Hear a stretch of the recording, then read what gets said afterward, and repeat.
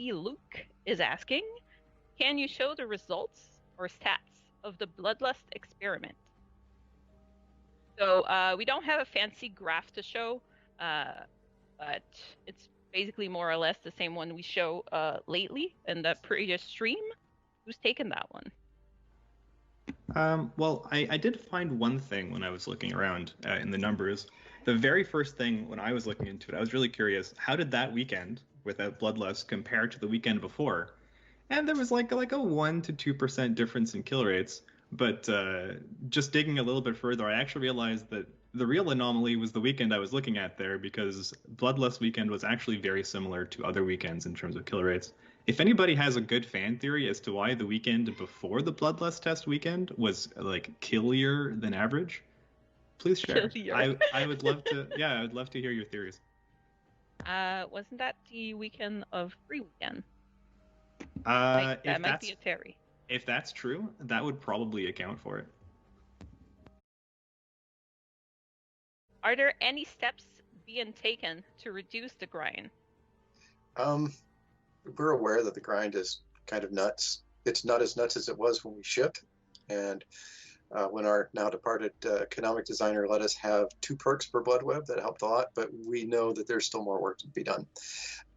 We have some ideas that we're working on, but there's nothing imminent, so I can't really discuss anything at this time, but do know that we are aware and there are plans in the works to address it.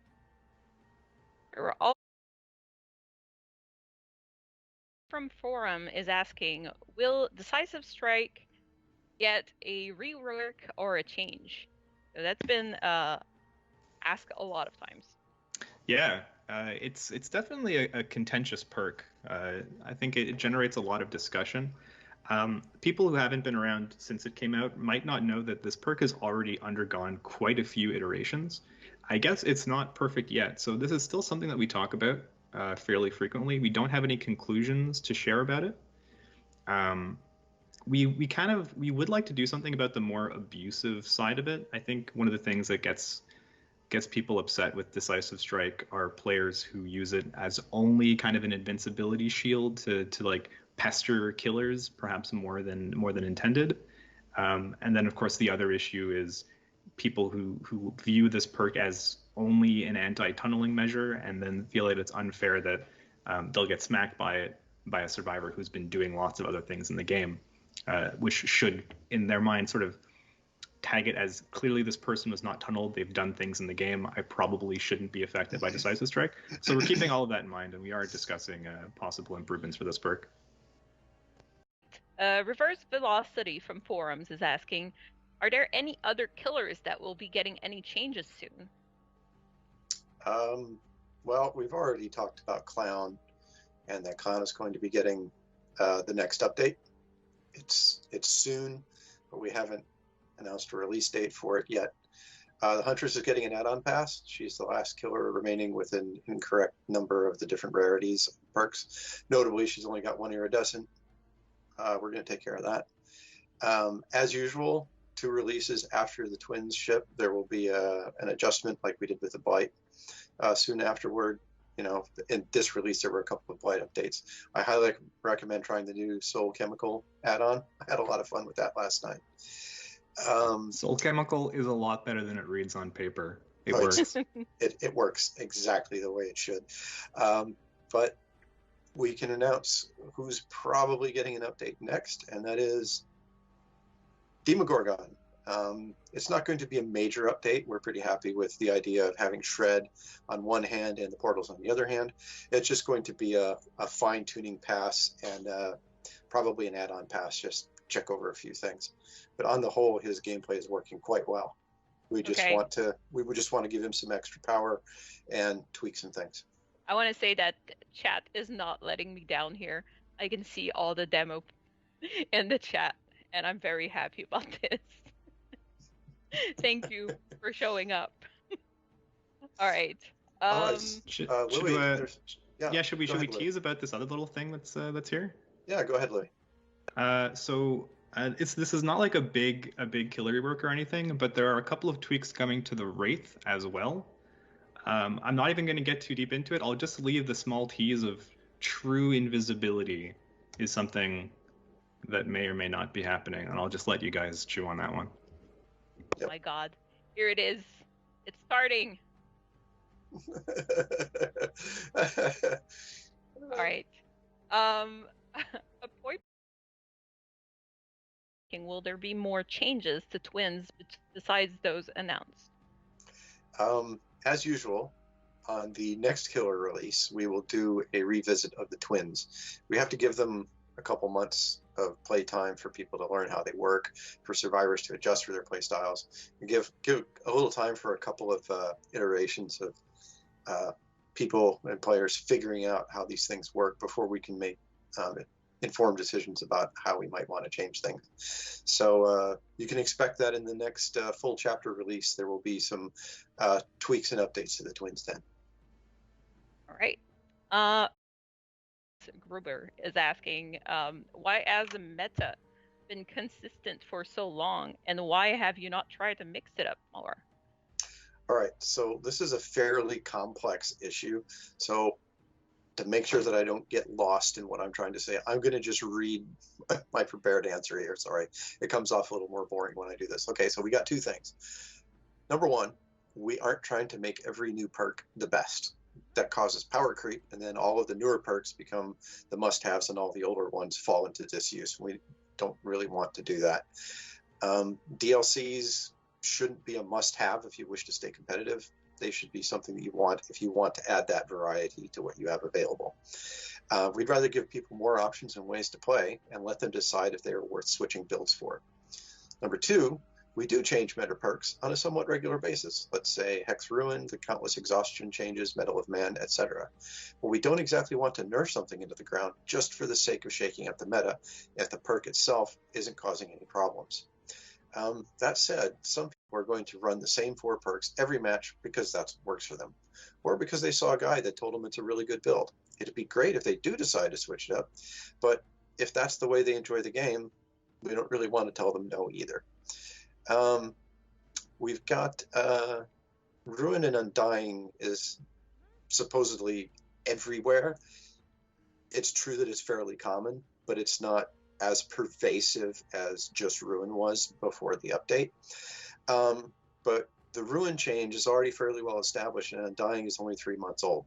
So we're at the moment investigating the synergy between those 2 perks and how common they're used together in matches, which at the moment is slowly climbing. So we may need to look at Undying at some point in the future, but it's not a high priority thing yet because it doesn't seem to be affecting a very large proportion of our games. All right. The first person animations all have to change, and that's a lot of work. And the reason that work wasn't done earlier, even though it's high priority, is because the Twins had 2 characters to animate, so the animation team has been slammed unbelievably for the last couple of months. So yeah, we're getting that out as soon as we can. It's unbottlenecked now that the Twins are out. There are still a few animation issues for them to clean up on the Twins, so that's why we can't really say exactly when the Blight will be finished, but it's coming. App RNG be improved, specifically about dead zones.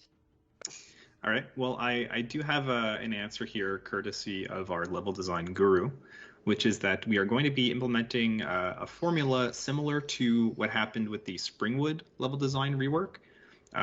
Essentially, what's going on here is that using the old systems, the number of pallets on a map is mostly determined by which tiles spawn. So essentially, the logic is on like a per tile basis, mostly.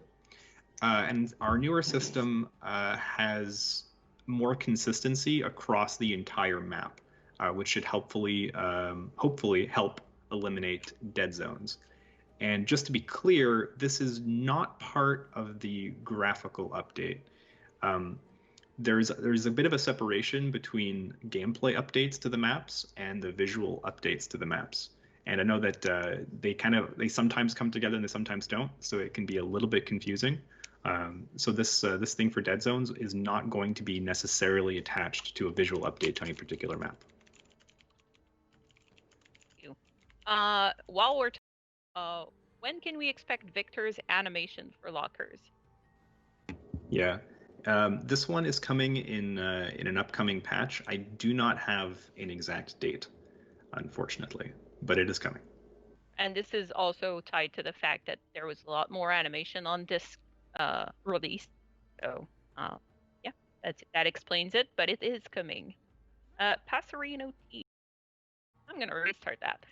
Joe by Daylight's asking, what map or realm will we rework next? So, I don't know if you saw, but on social media, we've been showing up some work in progress and also some teasers about the upcoming maps. So keep an eye on social media because we're not ready to announce that today. That's all I have to say on that one. All right, Dabby Wow. Stay on that one. All right, Dabby Wow is asking, can we get a teaser for the changes coming to the clown? So the answer is Yes. yes. Yes.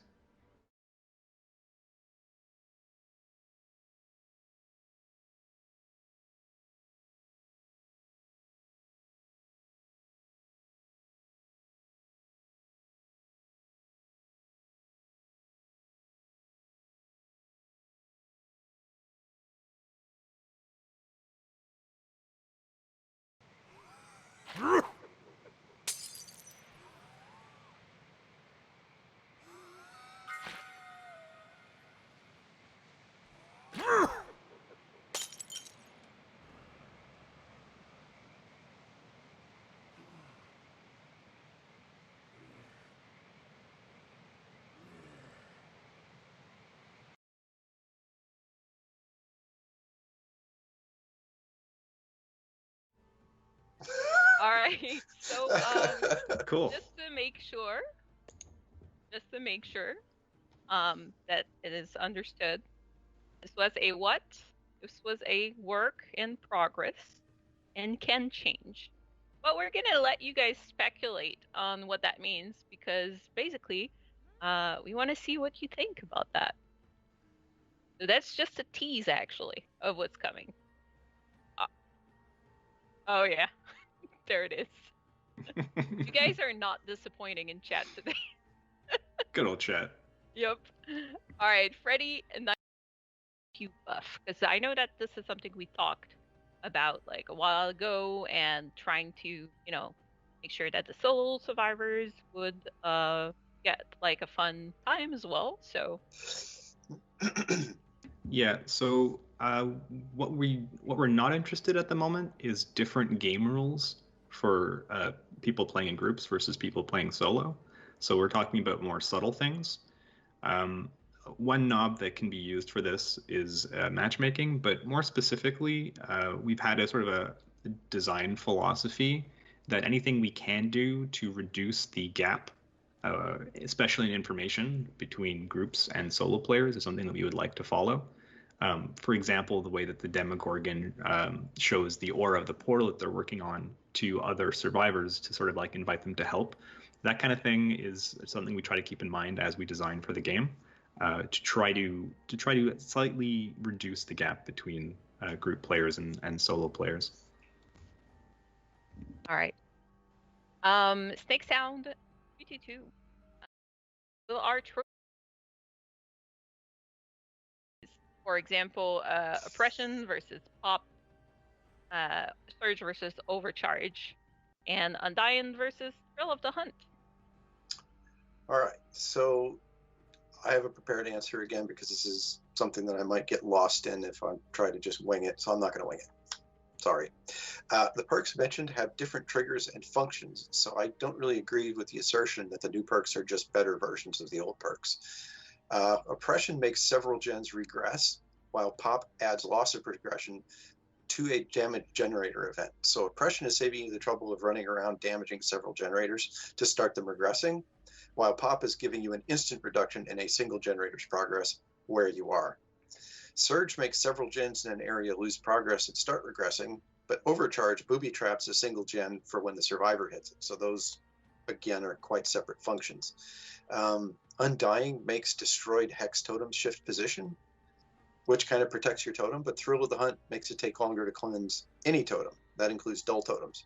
So even if you run just Thrill of the Hunt and nothing else, Thrill of the Hunt will protect Noed, for example, while Undying will protect them, but it's not protecting them for a function. It helps you keep them for the vision. So I think really what's going on is we're working at creating perks that are in different spaces. Even though they may seem on the surface to have similar functions, they occupy different niches in both trigger and what kind of function they give you, like oppression saving travel time, as opposed to pop just giving you a chunk of lost progress. So I'm not sure I agree with that assessment. All right. Filled Pizza and Midwich will be graphically reworked, or are we happy with them? Yeah, we are not currently planning to update them in the same push as the other maps. I think they're pretty neat. Also, we're focusing mainly on like very old realms to make sure that we're bringing that to a more up-to-date standard, and that's the main priority for the graphical update at this very moment. Can of Air in the future. Yes, indeed. So we do have an update in the works for Freddy. I cannot yet tell you what it is. However, as we've released the stats for more than a year now, Freddy has been pretty firmly on top, enough that it has, it really has gotten our attention. So there is something coming for Freddy. No details yet. Stay tuned. Perks for a weekend to see how necessary they are in their current form, much like the Bloodlust experiment.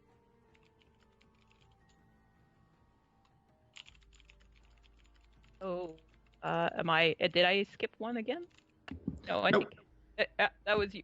Sorry. Okay. Wait for it. No. Okay. So Ding dong. with the exhaustion perks, we wouldn't have to disable exhaustion to test it, because we can quite easily go into our data and cull a whole bunch of games that don't have exhaustion perks in them and see what the difference is. And if you see a huge escape rate with exhaustion perks relative to non-exhaustion perks, then you know you have a balance problem. We haven't seen anything that looks like this at the moment, but if we did want to do a deeper analysis on it, we would not have to do a full experiment on it. You're gonna pry head on from my cold dead hands. Also, I can guarantee you it doesn't help me to escape. I mostly get tunneled after it. Anyways, on that, Luminous is asking, is there any update on key and or Mori changes? And is there an ETA you're able to give us? You are muted. Yeah, you're muted. I did the old thing. Sorry. The answer to the first question is yes. The answer to the second question is no. So first question was update on key and or Mori. Yes. Second question was ETA. No. So thank you, Louis. All right. So Fleshtown is asking on Twitter, when will plans to adjust the emblems, because Killer's a bit harder to rank up at the moment. Yeah, so in the long term, there is a plan to adjust emblems. It's worth mentioning that a switch over to MMR for matchmaking would probably necessitate changes to emblems in the long term. In the short term, it's worth mentioning that there was an issue identified with the Devout emblem, possibly specific to the twins. This came up a lot for players who were attempting to get the Adept Twins achievement. Know that it's not you. There is an issue that is sometimes causing that emblem to not report enough survivor hooked points, and we are on that one. It's funny because on the opposite for me, I find it a little harder on Survivor to rank up than Killer, but that's just a personal. Well, it's the same for me. I rank up lots faster on Killer, but it's going to be different for everybody depending on their play styles. Exactly. Yep. All right, Genzo Crow appear above Survivor who don't work on generator for X amount of time. to prevent them from taking the game hostage? This is a detailed game design question, and so I'm going to try to answer it in detail. In principle, it would be nice to prevent hostage games in any way possible, because that always sucks to get in a game where it's being held hostage. But how much time is it okay to not work on a generator? Is it 10 seconds? Is it a minute? Is it 2 minutes? I mean, I've been in a few games where I didn't touch a gen for, I don't know, 5 minutes, but I was still active. I was doing totems, I was rescuing people, I was healing people, and we weren't not doing generators just to hold the game hostage. It's that the killer was applying a lot of pressure, but was having trouble killing us. So this system could potentially be abused if we were to do this. Like if you tap a generator, does that reset the timer? So you could just tap a generator every 5 minutes and then not be considered holding it hostage. Let's say that doesn't work. So you've picked up some crows because you haven't been repairing for 5 minutes. How long do you have to repair to get rid of those crows? Is it 30 seconds? Is it 10 seconds? Does this present killers with a new way to find survivors? Keep them off the gens until they get their no repair crows, and now you can find them because of the crows? It's not that it's necessarily an incorrect feature. It's that it's not as simple as if you don't repair for this much time, you get crows. It's a way deeper and more complicated question than that. And so if we were to implement such a feature, all of these design questions would have to be asked. And so the short answer is no, we wouldn't do that, but not because we don't want games held hostage, but because approaching hostage holding from that angle leads to more questions than it solves, and then it probably wouldn't be a good feature. So if we wanted to reduce hostage holding, we would probably approach it from a different direction. Casey is asking,